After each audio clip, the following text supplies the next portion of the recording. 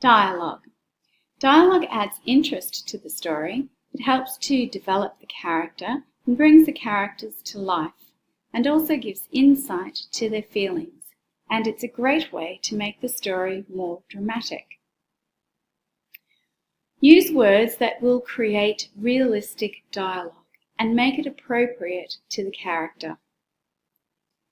Punctuation points with dialogue.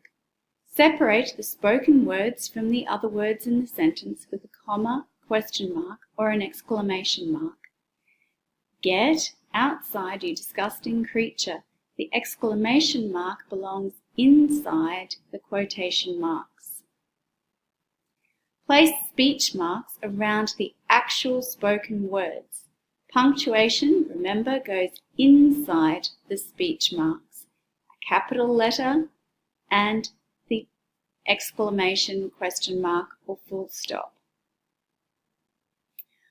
Always use a capital letter at the start of spoken words, regardless of where they appear in the sentence. For example, Rupert was sorry.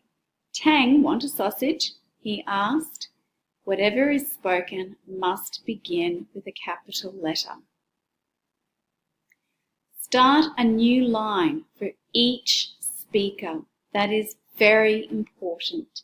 Every person who speaks deserves a new line. Thoughts. Thoughts in speech are punctuated differently. Thoughts are punctuated the same as direct speech, except speech marks are not used. Thoughts are written in italics.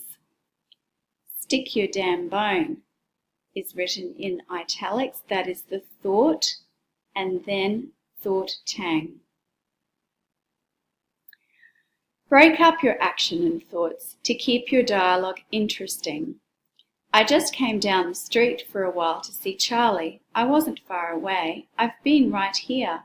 I told Dad before I left. That is a spoken sentence. Don't tell me lies, said by someone else on a new line. First voice again, I'm not, Eliza says plainly with a shrug. And then here we have an action. Her mother slaps her hard, just once across the face.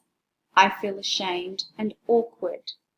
So you've broken up the dialogue with an action, followed by more dialogue. Where did you get this then, young lady? Eliza's mother snatches the book from her hands and holds it close to her face. Again, dialogue is followed by action. This all gives excitement and interest to the text. Writing realistic dialogue. Avoid the following.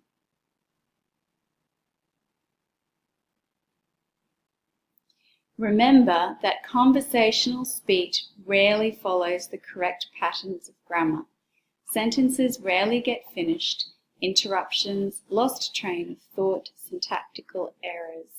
Consider vocabulary choices of slang and colloquialisms.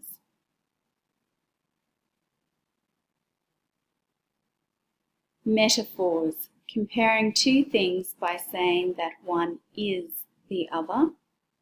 Similes, comparing two things using the words like or as. Hyperbole, deliberate exaggeration. Onomatopoeia, noise words. Other literary devices are personification and alliteration. Assonance, an oxymoron.